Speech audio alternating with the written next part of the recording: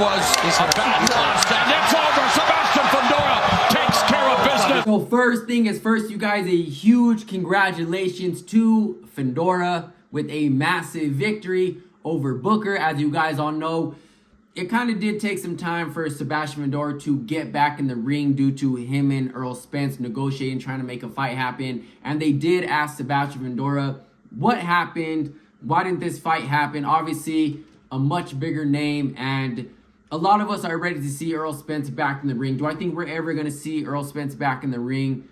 Unfortunately, no, I do not. If Errol Spence really wanted to return and all the cards were on the table for him to return, as far as him having an opportunity at the WBC and the WBO, I actually don't believe that if they did fight, the bouts were going to be up for grabs. I could be mistaken on that, but regardless, it would have been a great opportunity for Errol Spence. As you guys all know, he don't take no tune-up fights, so this would have been a great return for Errol Spence. But as you guys all know, Sebastian Fundora did state that, unfortunately, it's just the business side of boxing, and this is exactly why the fight did not happen. It's just the business side of boxing, you know.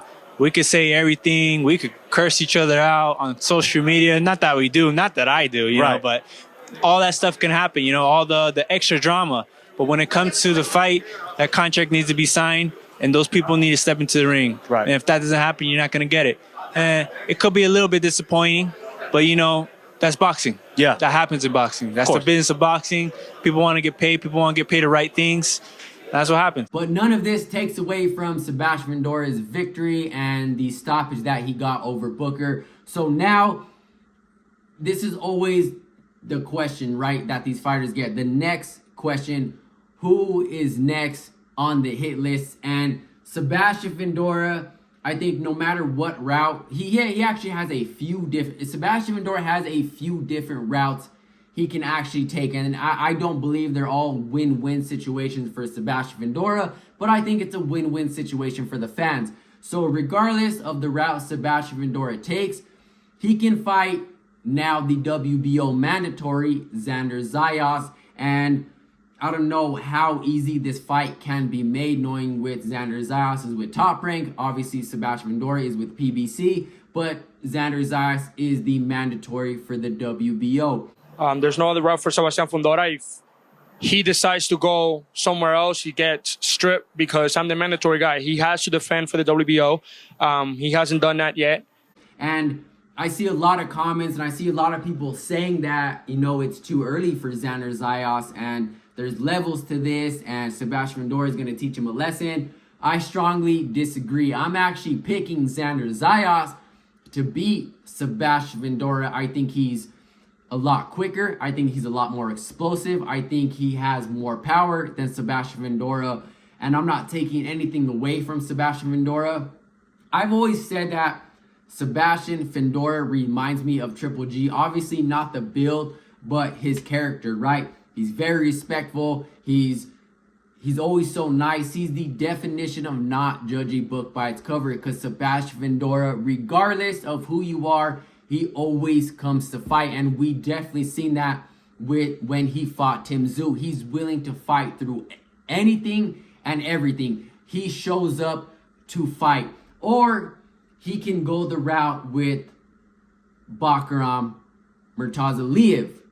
He can have a unification fight with Bakaram Murtazaliev, and I think a lot of us want to see more of Murtazaliev after his dominating performance over Tim Tszyu. A lot of us didn't really know much of Murtazaliev, and that was his major breakout fight of, you know what, this guy is, even though he's not a big name, even though there's not a lot of press on him, he's a very, very dangerous opponent. So I think a lot of us want to see more of Murtazaliev fighting much bigger names at 154. So he can go that route and unify and having the risk of getting stripped or vacating that WBO. Or he can go the route of one of the bigger names, and if not possibly the biggest name at 154, who is the WBC interim champion, at 154, and that is Virgil Ortiz. Anyone with the belt. You know, that we're chasing greatness. We want to fight the best fighters,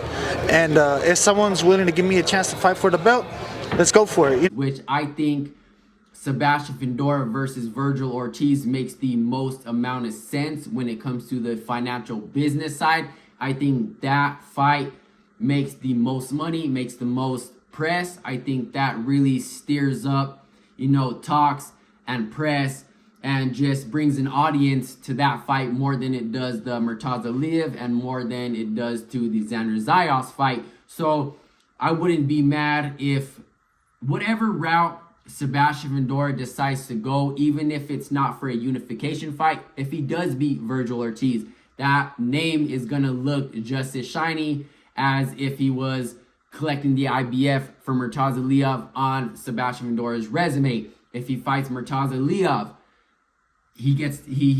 and if he wins, he gets the IBF. So that's a great route that he can go, which I kind of think that's a 50-50 fight too as well. If he fights Virgil Ortiz, I have Virgil Ortiz winning that fight. You know what I mean? I think it's a 60-40 fight. I'm giving it to Virgil Ortiz. He's coming off a great performance himself when he fought Madrimov. And I think he even beat Madrimov a little bit better than Crawford did. Not taking anything away from Crawford, but obviously we're not going to see Terrence Crawford return to 154. So I'm not even going to put him in this conversation. But no matter what route Sebastian Fundora decides to go, I think the most sense for him, and as far as selling out a stadium, as far as the money goes, I think Virgil Ortiz is the guy to fight. I know that obviously the main goal for every single fighter is to be undisputed, and I think he wants to follow in the footsteps of his sister, because you guys know how close the Fundora family is. His sister is the youngest undisputed female champion, and I think Fundora wants to do exactly that himself. We have one of them right here in the crowd, Zayas. I can't wait to share the ring with him, you know. And then we have these other big names as well. So, you know, we'll see where those belts go to. I only need 2 other belts, you know. And then I catch up to my sister, the youngest undisputed champion. So I see him definitely going the direction. I see him going 2 directions. I think he's going to fight either Virgil Ortiz, or I think he's going to fight Bakram Murtaza Aliyev and try to be undisputed. And I think Xander Zayas, unfortunately, is going to be the 3rd option out of these 3 fighters. But I definitely think he's going to go one of these 3 routes. Obviously, some fights make more sense than others. But let me know what you guys think, what Sebastian Fundora should do, what route he should go, what route makes more sense. Are you eyeing towards selling out a stadium and getting even a bigger name, if not the biggest name at 154, which I think is Virgil Ortiz's release?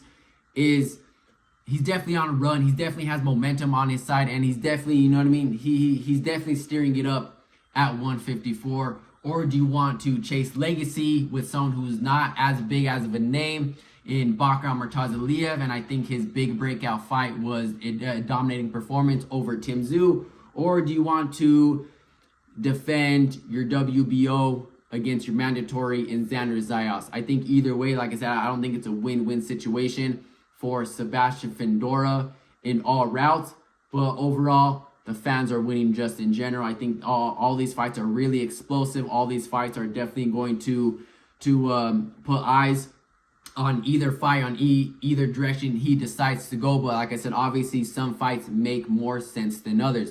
But let me know what you guys think Sebastian Fundora should do, either mid this year or later on this year, or whenever he decides to get back in the ring. And I'll catch you guys in the next one. I'm out.